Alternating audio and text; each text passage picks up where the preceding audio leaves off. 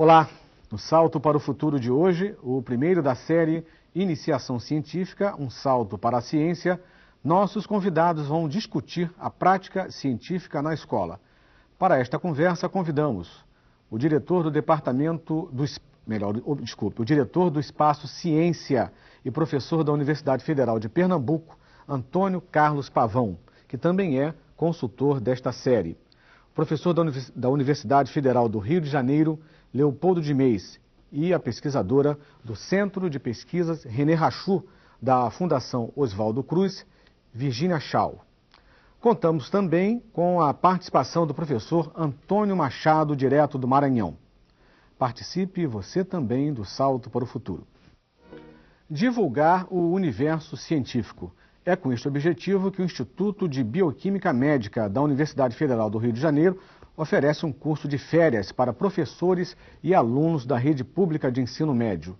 Um projeto que começou na década de 80 e já se expandiu para diversas universidades do país. O curso de iniciação científica para professores e alunos do ensino médio acontece durante as férias escolares. O programa começa com as professoras de colégios públicos. Elas vêm para cá e durante uma semana trabalham com nossos pós-graduados, com orientação de professores, executando experimentos. Na segunda semana, as professoras passam a ter atividades paralelas. Uma delas é assistindo palestras de cientistas, nos convidamos, aprofundar-se em temas e leituras. E nessa segunda semana vem os meninos de colégio, e aí a parte experimental se repete com o nosso estudante de pós-graduação. Os meninos planejam os experimentos, eles executam os experimentos que eles gostariam de ver realizados. Os alunos que se destacam no curso são convidados a continuar frequentando o laboratório durante todo o ano. No curso de férias que eu vim ver como era a ciência. Uma ciência questionadora, uma ciência crítica, uma ciência que busca comos e porquês. Hoje, Andresa acompanha o trabalho da bióloga Ana Paula, uma aluna de doutorado que orienta os alunos do curso de iniciação científica. Quem faz, na verdade, o curso são os alunos. Eles propõem, eles elaboram os experimentos, eles tiram as conclusões. E a nossa função no curso é perguntar por quê. Mas por que isso? Mas por que aquilo?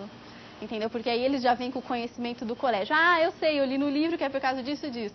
Falei, eu não estou vendo nada disso aqui, você tem que provar para mim. E aí eles vão começando a tentar redescobrir o conhecimento. A bióloga Ana Maria lembra do tempo em que veio participar do curso, quando ainda trabalhava com o ensino médio e com o ensino fundamental. Senti uma necessidade de aperfeiçoar a maneira como eu dava aula. Queria buscar alguma coisa assim diferente que eu pudesse fazer com que os alunos ficassem mais atentos.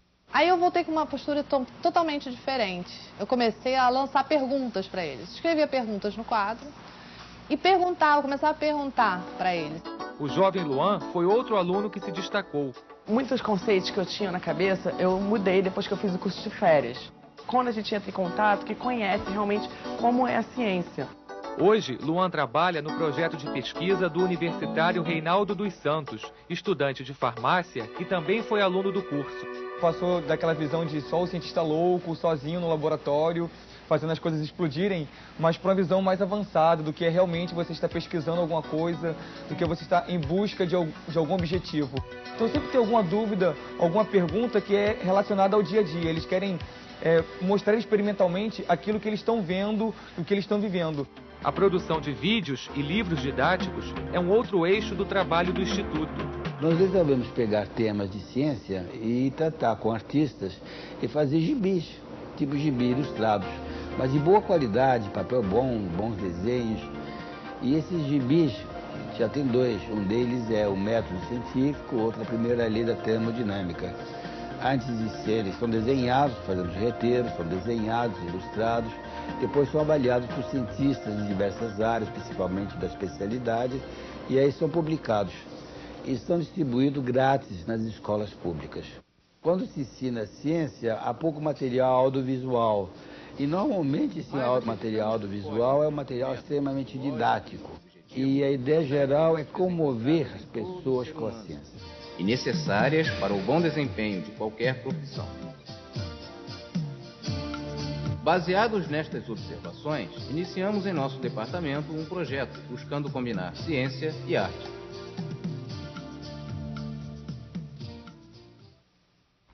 Bom, eu queria agradecer a presença de todos e saber inicialmente do professor Leopoldo o seguinte: esse menino, esse aluno de escola pública que está frequentando o Instituto de Bioquímica da UFRJ, ele tem alguma chance no seu trabalho, no dia a dia, lá no Instituto, de chegar à universidade? E ao chegar à universidade, que tipo de apoio material ele encontra no Instituto de Bioquímica da Universidade Federal do Rio de Janeiro? A ideia geral não é simplesmente melhorar um pouco o menino. O nosso objetivo é seguir o menino até a universidade. E 47 deles já entraram na universidade, mas não para aí. Seguimos até iniciação científica, universidade, pós-graduação. Para fazer o menino entrar, não basta dar uma pequena mesada. Isso tem sido dotado por diversas fundações.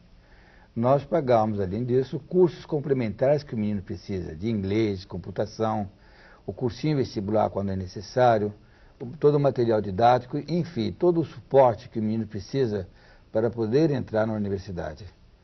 Diversos deles chegaram à pós-graduação e nós temos muito orgulho de que um deles ganhou uma bolsa famosa, Pew, e está atualmente fazendo pós-doutorado na Harvard e começou, na realidade, nesses cursos de férias.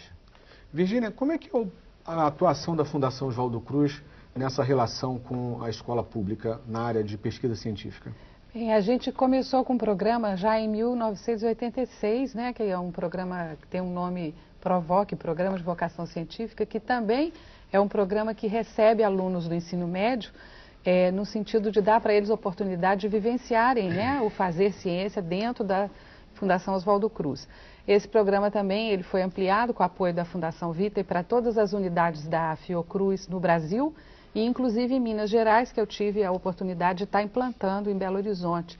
E é um programa que, na realidade, também tem tido grande sucesso. Embora a gente não tenha muitos recursos, como eu acho que o programa do professor ele é bem completo, porque acompanha o jovem até a pós-graduação, no nosso caso, nós temos a oportunidade de trazer esse menino para a Fundação Oswaldo Cruz. Ele vivencia, ele escolhe um projeto, desenvolve um projeto junto do seu orientador e temos tido também muito sucesso. Assim, nós percebemos que a maioria deles, desde a primeira turma, vão para a iniciação científica. Também já tem vários meninos com prêmios assim destacados de ciência. São outros, eu acho também que é um programa de inclusão social, porque temos muitos meninos que são de escola pública que jamais teriam chance de frequentar um laboratório de ciência e não tinham perspectiva de seguir para a graduação. Então eu acho que hoje nós temos também vários meninos que conseguiram ir para as escolas federais, né, que são as escolas gratuitas, e meninos que não tinham condição realmente de prosseguir. Então eu acho que além disso é um programa que faz com que esses meninos pensem de uma maneira questionadora, e daí o vínculo entre estar formando para a ciência e também para a cidadania, não é? Que eu acho que isso é assim, as duas coisas importantes na formação, que são meninos questionadores, né, em todos os sentidos. Pavão, você também vem com uma experiência muito importante nessa relação da escola pública, da escola de ensino médio, ensino fundamental, na relação com a universidade. Mas o que a universidade ganha com isso? Como é que você observa o ganho da universidade nessa relação com a escola pública, principalmente na área de ciência e tecnologia? Eu acho que a universidade ganha muito. É importante destacar nesse trabalho que foi iniciado com o professor Leopoldo Demez, no final da década de 80, e que hoje já atinge 10 universidades no país, é essa responsabilidade que a universidade tem com a melhoria do ensino médio, ensino fundamental. Então, e também ele oferece uma oportunidade para a escola interagir com a universidade. Nós sabemos que é difícil, a escola em geral é isolada, não tem... O professor que se formou numa faculdade, numa universidade, ele tem pouca oportunidade de voltar à universidade. Então esse é um projeto que permite isso. Então essa via de mão dupla. E na universidade a gente reclama muito que chega lá os alunos mal preparados, que de baixo nível, não sei o quê. Então é uma responsabilidade que temos de procurar interferir nesse processo e melhorar esses programas de formação de professores e de alunos. Ok, vamos à pergunta da Maria José, direto do Maranhão. Olá, Maria José. Olá, sou Maria José Barreto, do Teleposto de Bacabal, Maranhão. Qual seria a forma mais prazerosa para trabalhar o ensino de ciência e produção científica na escola? Boa noite e obrigada. Ok, Maria José, muito obrigado pela sua participação. Professor Leopoldo, essa forma prazerosa inclui somente equipamentos, ferramentas, precisa ter laboratório, como é que é isso? Essa questão é muito boa. Na realidade, a maior parte das vezes, muitas vezes, isso é chato dizer, o ensino de ciência é muito chato, da maneira como é dada. E essa tem sido a nossa preocupação, porque a ciência não é chata, é muito agradável. E para isso começamos a trabalhar junto com artistas, fazendo vídeos, e vídeos artísticos, em que o tema é tratado de uma maneira usando o audiovisual, e não é só explicando como funciona, combinado com cenas bastante lúdicas. Já conseguimos fazer 2 livros, 2 DVDs, que chamamos a série Educação, Ensinando Ciência com Arte, volume 1 e 2. Papel destacado, os jovens brilhantes da Escola de Belas Artes, o Dilcênio Rangel, o Dourado, e esses DVDs são distribuídos grátis para as escolas públicas. Basta escrever, mandar uma pequena carta, informando que é professora pública, a escola, e nós enviamos. Falta material para isso em todos os lugares. Eu concordo plenamente com você a respeito de uma maneira lúdica. O material que é oferecido normalmente na escola não é de boa qualidade. Nós fazemos também esses livros ilustrados, um deles o método científico. Professor, e o outro... poderia mostrar melhor para a câmera? Claro. Isso, assim. O método científico, que é baseado na velha história dos gibis, dos almanaques, que eram tão bonitos, todos eles ilustrados com alta qualidade. Isso foi ilustrado pelo Dilcênio Rangel. Esse está já na 3ª edição, cada edição de 4.000 exemplares, 10.000 distribuídos. Basta escrever que nós mandamos de graça. Só paga o transporte. Tá bom, professor. Temos agora a pergunta da Ciseni de Goiás. Olá, Ciseni. Olá, boa noite. Eu falo da TV Escola de Anápolis, Goiás. Estimular os alunos a perguntar sempre e a buscar as possíveis respostas é incentivar o aluno a ser problematizador. Nós, professores, temos dificuldades para trabalhar dessa forma. Gostaria de saber o que fazer para mudar os velhos paradigmas de que o professor deve saber todas as respostas às questões dos alunos. Boa noite e obrigada. Muito obrigado, Ciseni. Virgínia, procede essa preocupação da Ciseni? Com certeza. Eu acho que aí ela colocou o problema no lugar certo, né? O professor problematizador. Eu acho que a gente realmente precisa de uma escola onde você coloca questões, né? Esse professor que estimula o seu aluno a fazer perguntas, estimula que os seus alunos troquem entre si também, o diálogo entre eles, né? Ele tem ouvido para esse aluno, ele não apenas fala para ele, mas ouve e faz com que todos sejam ouvidos e sejam, vamos dizer, troquem, né?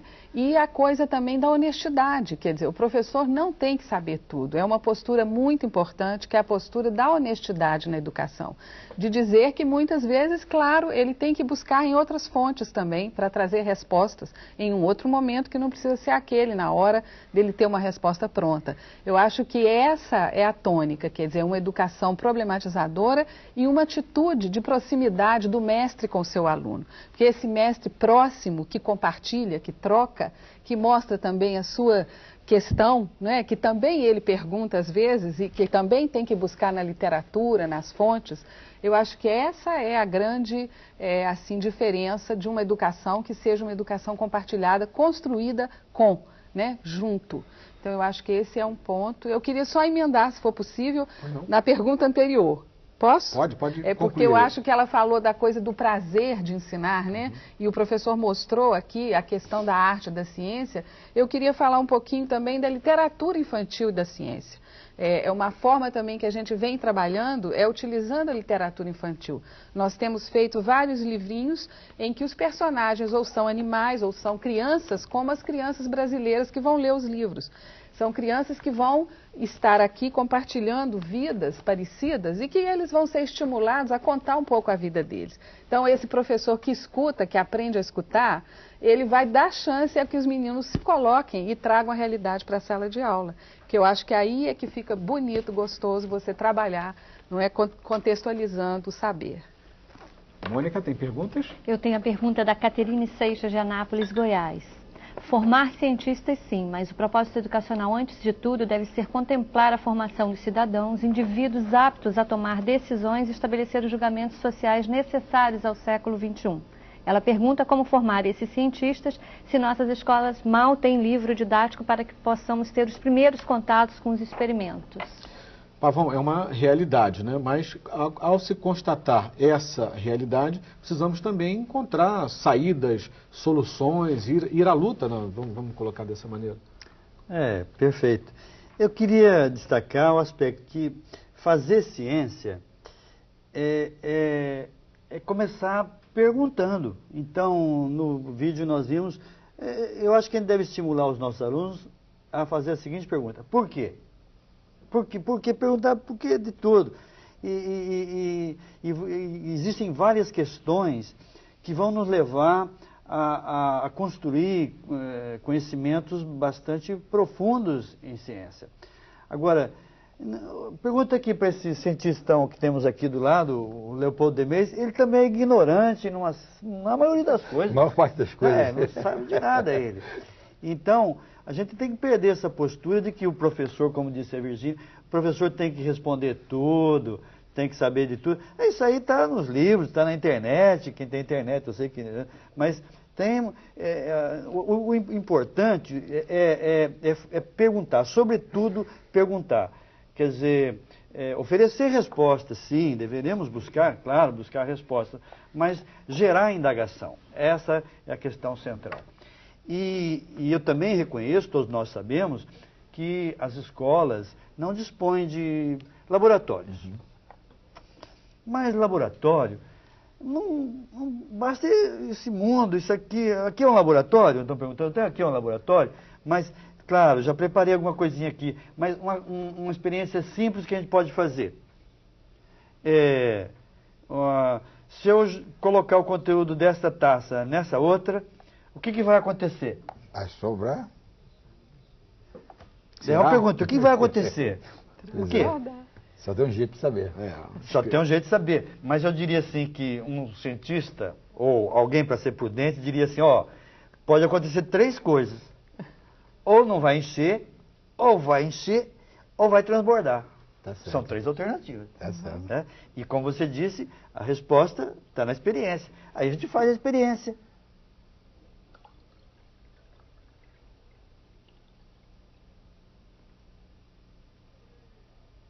Não sobrou. Não sobrou. A primeira impressão que tínhamos é que iria transbordar. Né? Quer dizer, mas a experiência nos mostrou que não.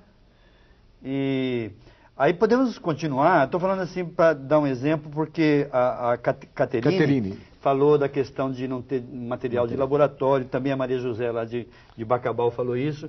E, veja... uma taça dessa aqui qualquer um pode ter. Ou mesmo que não tenha, se você tivesse só um copo desse simples, você poderia também encher. E eu vou aproveitar isso daqui e perguntar, e se agora eu colocar uma moeda aqui dentro, o que vai acontecer, essa moeda? Pode transbordar, não sei, será? Aí já aprendeu você, né? Pode transbordar ou não. Pode, né? Aí faz a experiência. Não, transbordou. E se eu colocar outra? Ainda não. E se eu colocar outra? Está acabando meu dinheiro aqui, é o último. Se eu colocar outra? Uau, como cabe? O que tem mais para colocar aqui? Então, bom, aqui você pode explorar, a primeira questão era a questão do volume, né? Quer dizer, o volume é base vezes altura. Antes eu tinha uma base pequena e uma altura grande. E tinha sobrando uma base grande e uma altura pequena. Mas o volume era o mesmo. Você quer testar mais? Isso aqui eu costumo ganhar dinheiro quando eu faço isso, vou ficar apostando com as pessoas. Mais outra. O dinheiro que cai dentro tudo não meu. Vai E isso aqui é a questão da tensão superficial. Acho que todos já observamos uma formiga andando na superfície da água sem afundar. Então, porque, na verdade, vai formando uma película aqui em cima, que a gente chama de tensão superficial. Isso vai ficando cada vez mais abaulado. Uma hora, quando você colocar aí, pelo que eu estou vendo aqui, dá para colocar mais umas 10 moedas aí. Aí, uma hora... Bom, eu vou deixar a experiência para vocês fazerem. Tá bom. Mas eu só quero ilustrar com isso que não precisamos de material sofisticado para fazer ciência. E para fazer ciência, não é descobrir a estrutura do DNA, não sei o quê, do atômica, não sei o quê. Às vezes, uma questão simples dessa aqui está carregada de conceitos científicos. Mônica? O e-mail vem dos cursistas de Anápolis, em Goiás. Reforçar a interação da escola com as famílias e a comunidade, enfatizando temas atuais, objetos de debate na sociedade, estabelecendo relações entre o conhecimento científico e o exercício da cidadania. Os cursistas querem saber como estabelecer essas relações e, ao mesmo tempo, reforçar a interação escola, família e comunidade. Interessante. Professor Leopoldo, como é que o senhor vê a importância dessa interação escola, família, comunidade? Isso é bonito, muito bonito em princípio, mas eu acho que na prática não é uma coisa fácil de se fazer. Principalmente se há limitações econômicas. Sem dúvida nenhuma, o ensino busca essa comunicação. Eu acho que, sem dúvida nenhuma, educação é cidadania, primeiro passo para a cidadania. Mas as discrepâncias econômicas são, às vezes, tão cruéis que não consegue se ter acesso a isso num mundo que muda continuamente devido aos avanços do conhecimento. Então, aí acho que entra o papel importante da escola civilizadora e da universidade civilizadora. Civilizadora no sentido de colocar o contexto do conhecimento dentro do conceito humanístico e social. O que tem acontecido é que nós temos tido um crescimento muito rápido no planeta do conhecimento científico exato, física, química, biologia, médica, mas o conhecimento humanístico das artes tem sido muito lento. Isso gera discrepâncias que são difíceis de se costurar. Então, no meu entender, qualquer ensino tem que ser civilizador, não só informativo, mas formativo, na qual a formação está na associação da ciência com a dignidade humana.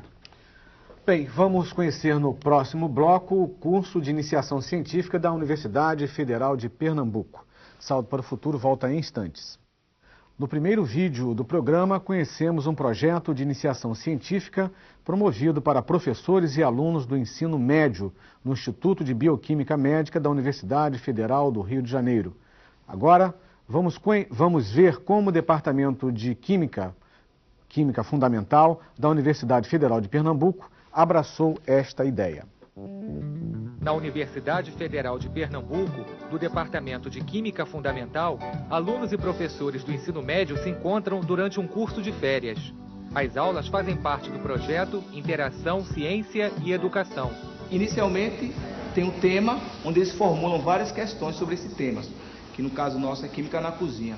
E daí, todas essas questões, eles tentam responder através de experimentos. Esses experimentos são propostos por ele. Nós, professores, monitores, procuramos auxiliar em material, em discutir, mas a ideia principal é justamente essa, que eles mesmos possam trazer os experimentos para tentar responder os questionamentos deles. E os questionamentos dos alunos sobre o tema Química na Cozinha marcam o início dos trabalhos. Por que o leite derrama quando ferve? Por que a maçã, após ser cortada, escurece? É verdade que o limão retira o cheiro do peixe? O professor do Departamento de Química explica que a curiosidade é essencial para o trabalho do cientista. Depois de fazer muitas perguntas, ele deve levantar algumas hipóteses para tentar achar respostas. A prática vai nos dizer se uma dada hipótese é verdadeira ou não. E por falar em prática, lá estão alunos e professores envolvidos com seus experimentos no laboratório do Departamento de Química da universidade. Na prática, você aprende a querer buscar o porquê das coisas. O trabalho com método científico desenvolve o espírito investigativo dos alunos. O método científico ele pode ser aplicado em diversas áreas do conhecimento. Ter um questionamento, propor hipóteses, tentar comprovar essas hipóteses e, por fim, formular uma teoria, isso pode ser aplicado em qualquer área do conhecimento, né? O método científico ele não é restrito às ciências exatas. Uma das propostas de conclusão do curso é apresentar alguns conhecimentos científicos de maneira divertida. Um dos objetivos, né, é que o método científico, né, ele seja aplicado, né, na escola. A minha metodologia que foi utilizada aqui, eu utilizo com meus alunos.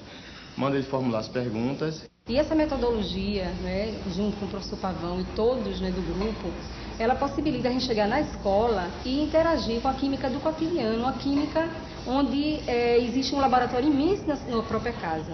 Para alguns alunos, o projeto permitiu outras descobertas. Primeiro, a mensagem que esse curso traz é de que você tem que ir buscar o conhecimento. E mudou totalmente a minha vida. Hoje em dia eu tenho uma visão, almejo a faculdade. Antes eu não tinha uma visão de querer chegar na faculdade, pensava em terminar o segundo grau e procurar um emprego, e fazer um curso profissionalizante. Hoje em dia eu saio do meu colégio, meus professores têm orgulho de mim porque eu fui escolhido, e eu almejo chegar na faculdade e quem sabe até ser um deles, um doutorando.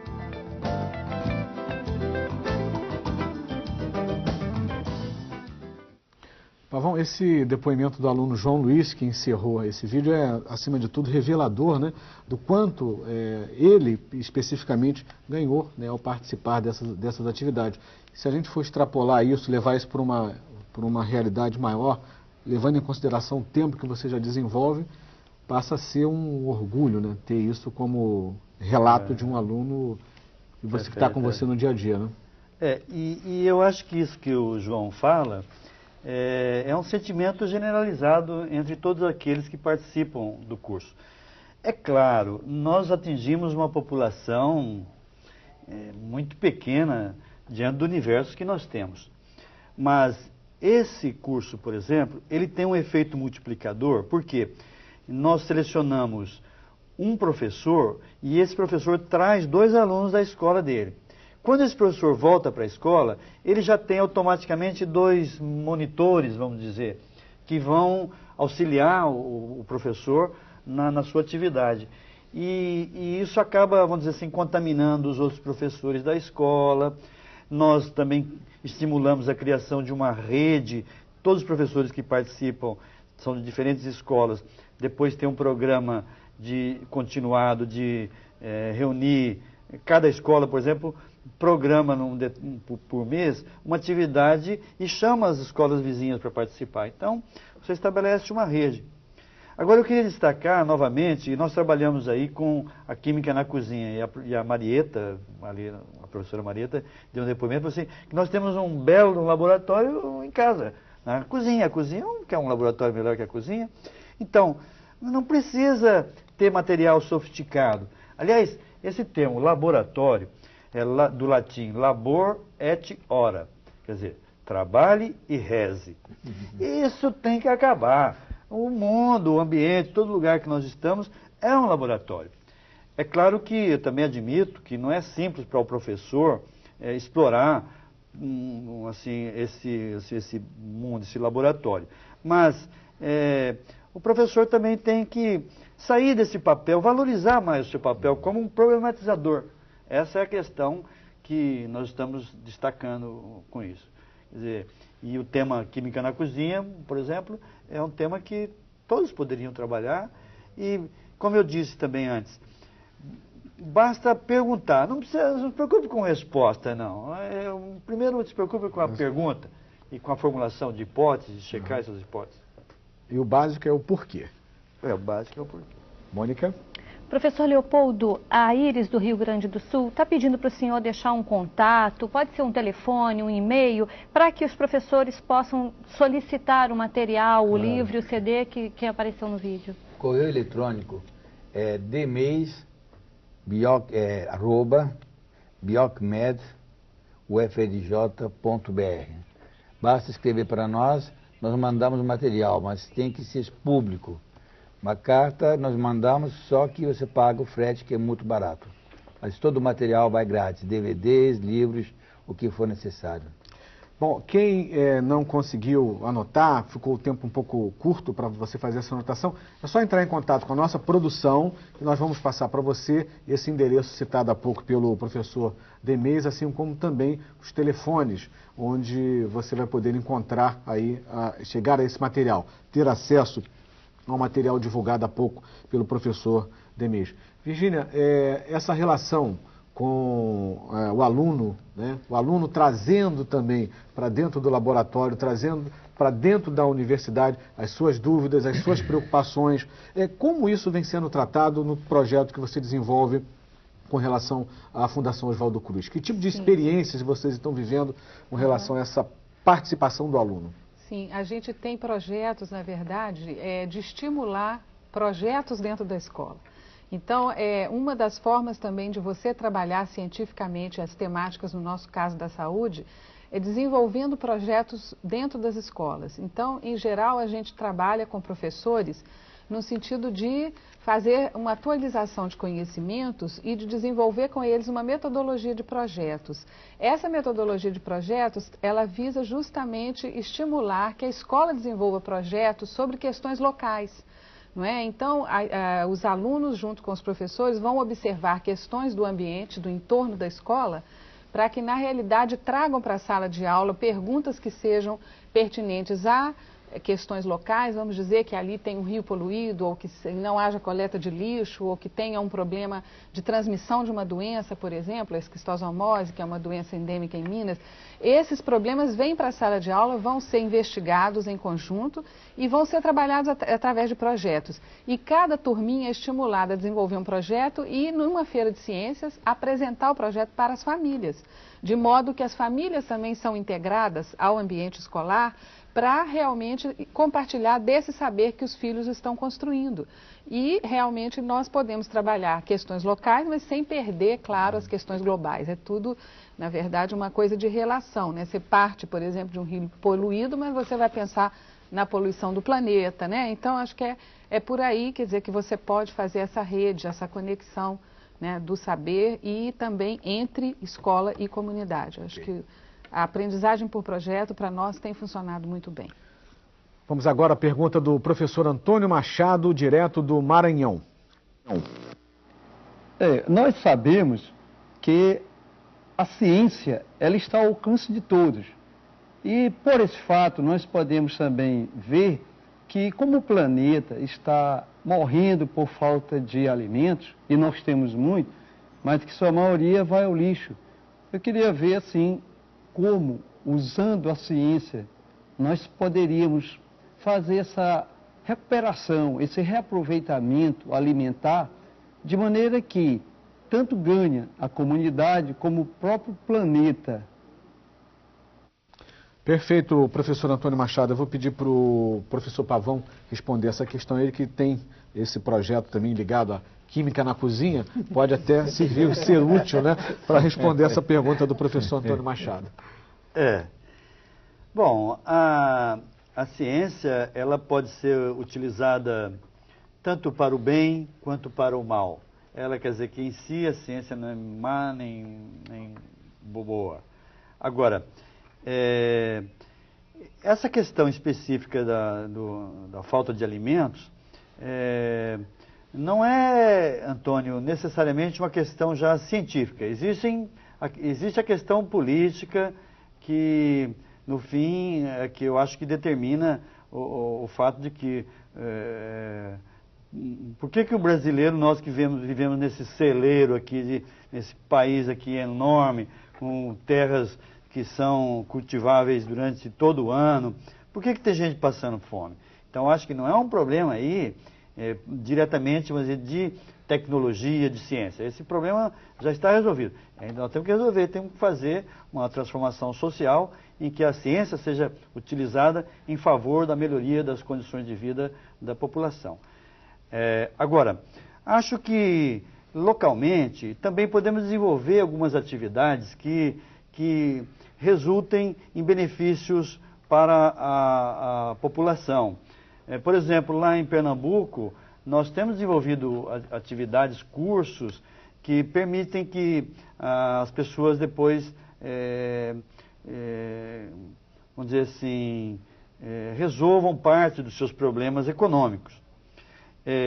No caso específico de alimentação, nós temos trabalhado com a recuperação de ambientes de manguezal, que permite que o pescador, que hoje tem que ir muito distante para buscar o seu peixe, que ele busque o peixe ali perto, ou que cate o caranguejo ali perto.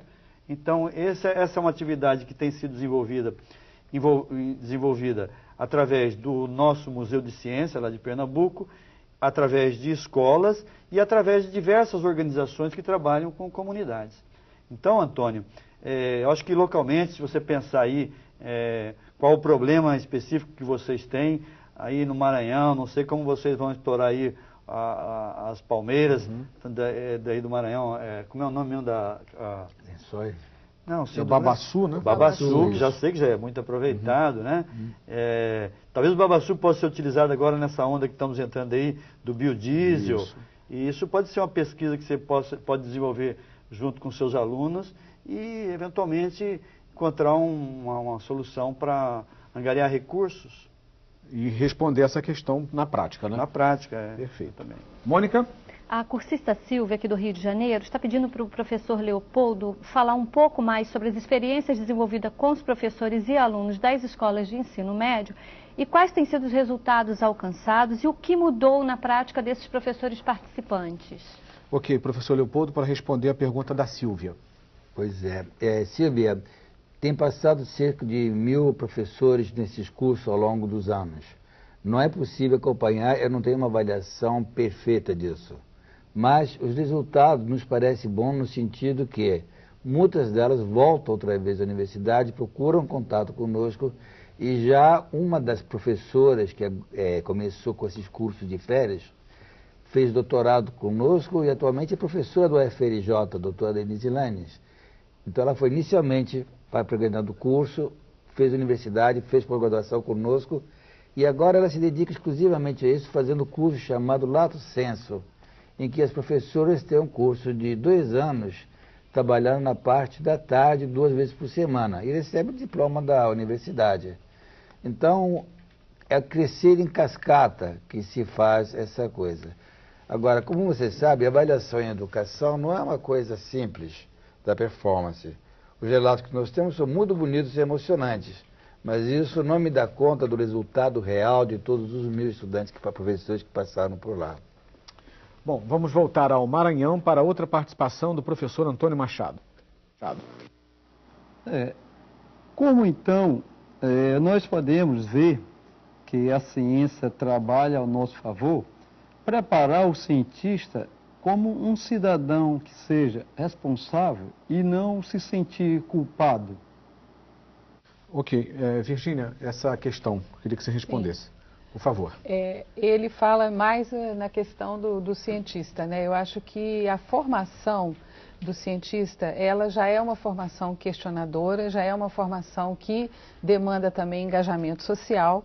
Eu acho que nós, cada vez mais, em nossos programas de formação de cientistas, estamos o tempo todo trabalhando com as pessoas nesse sentido, né? No sentido de pensar a ciência e pensar de uma forma engajada politicamente, quer dizer... Então, eu acho que é uma questão que nós, vamos dizer, o nosso compromisso é um compromisso social também.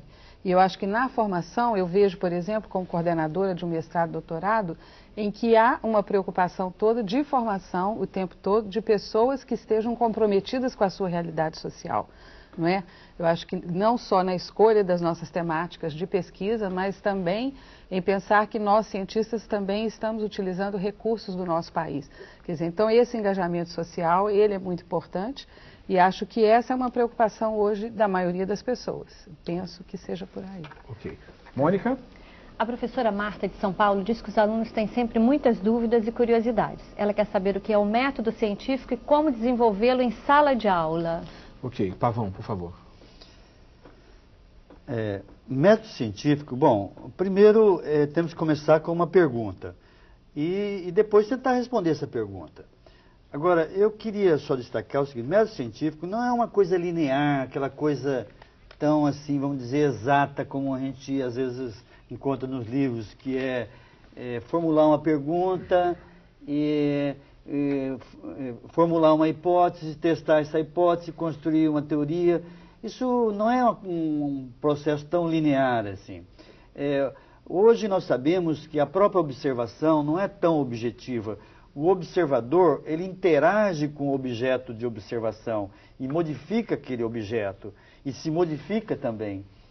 Bem, então precisamos entender o método científico de uma forma mais, eu diria, dialética, uma forma mais dinâmica também.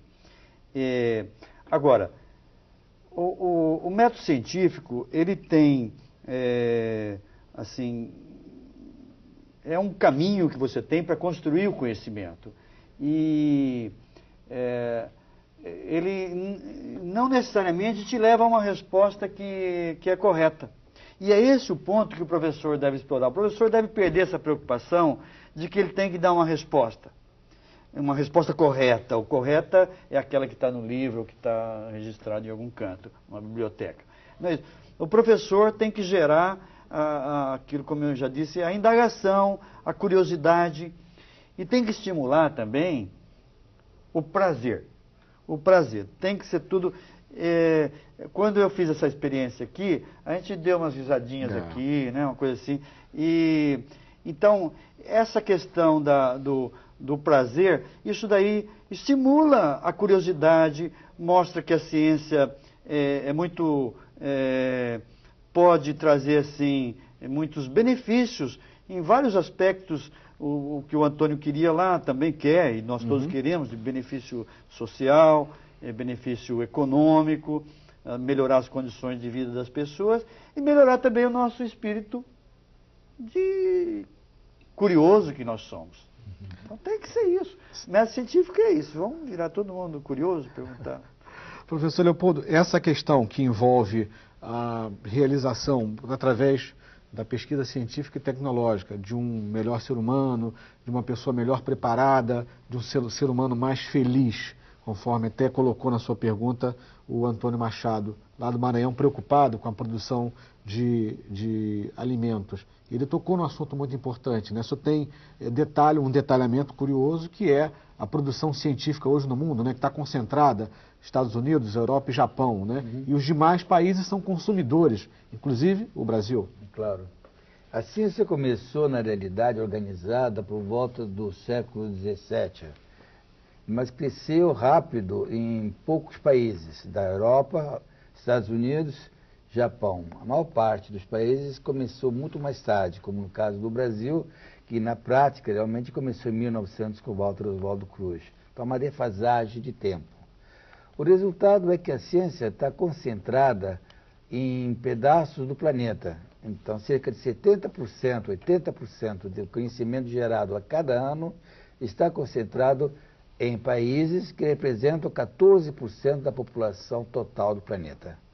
Os outros 20% da produção de conhecimentos novos está nos outros 86%. Há uma diferença também, é que os países que começaram com a ciência, que tem a mais longa tradição, esses 14%, aprenderam a controlar as suas populações e o resultado é que a população de jovens é pequena. Então, de um lado, nós temos poucos jovens e muitos cientistas. E nos países em via de desenvolvimento, como o nosso caso, nós somos países de consumidores de conhecimento. Então, na hora que nós ligamos a televisão, usamos um satélite, estamos pagando por conhecimento. Vamos na farmácia, estamos pagando por conhecimento. Isso é 86% do planeta, que produz pouca ciência. Mas nós somos responsáveis para a vasta maioria dos jovens do planeta. Então, essa simetria, muitos cientistas, poucos jovens, e muitos jovens e muito poucos científicos, traz o problema que não é só do Brasil, é um problema planetário. E talvez nós devemos lembrar que sim, somos brasileiros fundamentais, mas acima de tudo nós somos todos uma espécie animal que se chama Homo sapiens sapiens. E a ciência, assim, está ameaçada. Muito bem, no próximo bloco, os nossos convidados fazem um balanço do debate de hoje sobre a prática científica nas escolas. Até já.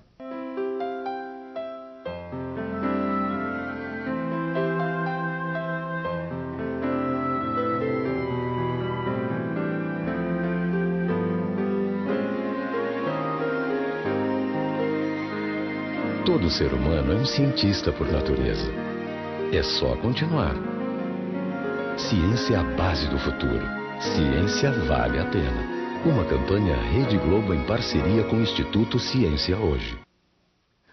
Último bloco do programa. Agora, nossos convidados fazem as suas considerações finais sobre a prática científica nas escolas.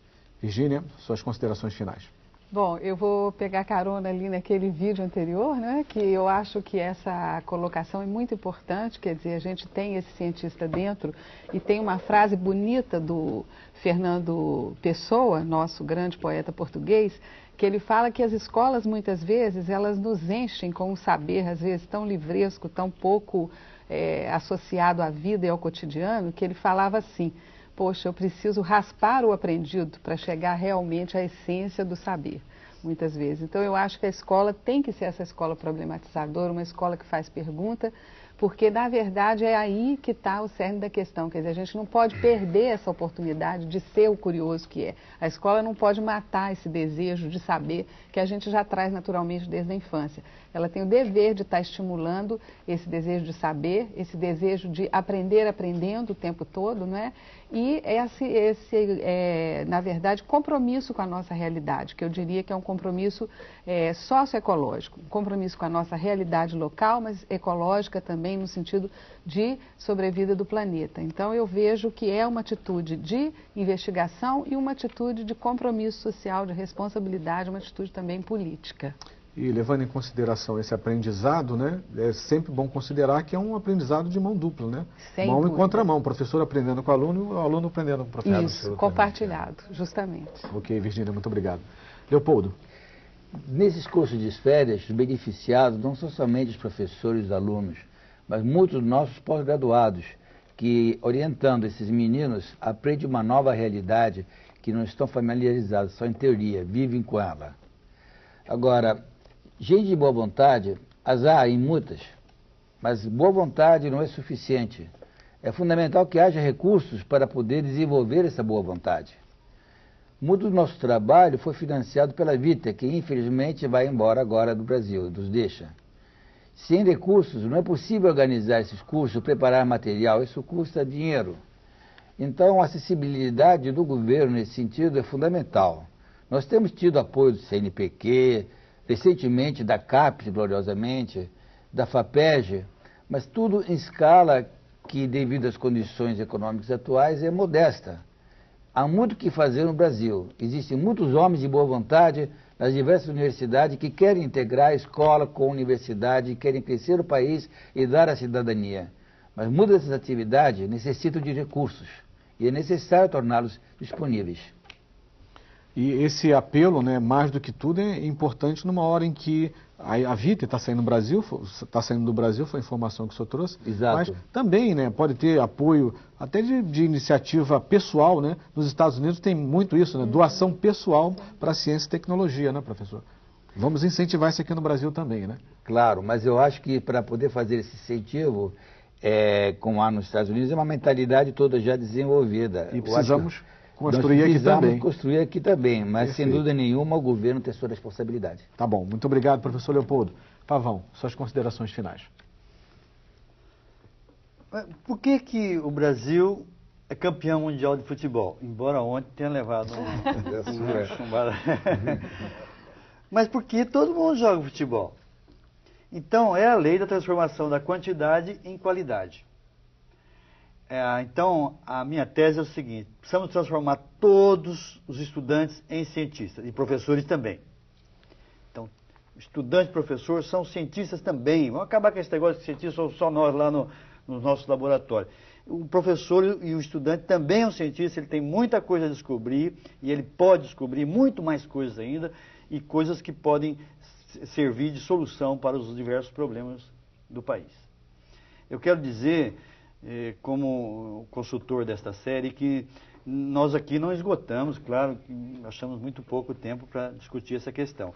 Mas nós teremos essa semana vários outros exemplos que poderão ser aproveitados por vocês, cursistas das telesalas, e por todo mundo, e porque se estende também a famílias, e como trabalhar com a ciência na escola. Então nós vamos ter, por exemplo, um programa específico dedicado ao laboratório de ciências. Vamos ter um outro voltado para feiras de ciência, que é uma questão... O José Reis, o grande divulgador de ciência no Brasil, dizia que a feira de ciência é uma revolução pedagógica. Vamos falar sobre também os diversos materiais didáticos na escola. E vamos terminar com a questão da moda hoje, que é a divulgação científica. Perfeito, Pavão, muito obrigado. Bem, antes de encerrar o debate, eu quero lembrar que nesta terça-feira, no programa Sala de Professor da TV Escola, Valmir Tomasi discute com seus convidados o vídeo Sêneca e Ira, um debate sobre filosofia que vai contar com a participação de professores de história em inglês. Vale a pena conferir. Por hoje é só. Eu quero agradecer as presenças do Antônio Carlos Pavão, diretor do Espaço Ciência e professor da Universidade Federal de Pernambuco e consultor desta série. Do Leopoldo de Meis, professor da Universidade Federal do Rio de Janeiro, e da Virgínia Shaw, do Centro de Pesquisas René Rachou, da Fundação Oswaldo Cruz. Eu agradeço também ao professor Antônio Machado, que participou direto do estado do Maranhão. No Salto para o Futuro de amanhã, vamos falar sobre o conceito de laboratório de ciências. E para acompanhar a série Iniciação Científica, um salto para a ciência, leia também os textos do boletim. Se você ainda não tem, acesse a página do Salto no endereço www.tvabrasil.com.br/salto. Fique agora com o depoimento do professor José Israel Vargas sobre a importância da ciência para a sociedade. Israel Vargas foi ministro da Ciência e Tecnologia e faz parte da Academia Brasileira de Ciências e também da ONG Viter, de apoio à cultura. A ciência é essencial, como eu dizia anteriormente, para o desenvolvimento da racionalidade e logo da compreensão entre os povos, da paz entre os indivíduos e os povos. Esse é um papel importante da ciência, o respeito e a promoção da verdade, o respeito do ponto de vista do próximo, faz parte, é essencial da contribuição da ciência para a humanidade. É claro que ela tem uma dupla face, ela pode ser usada tanto para o bem quanto para o mal, dependendo naturalmente do que decide a sociedade como um todo. Daí é o componente ético extremamente importante também na educação científica, que não pode ser esquecido.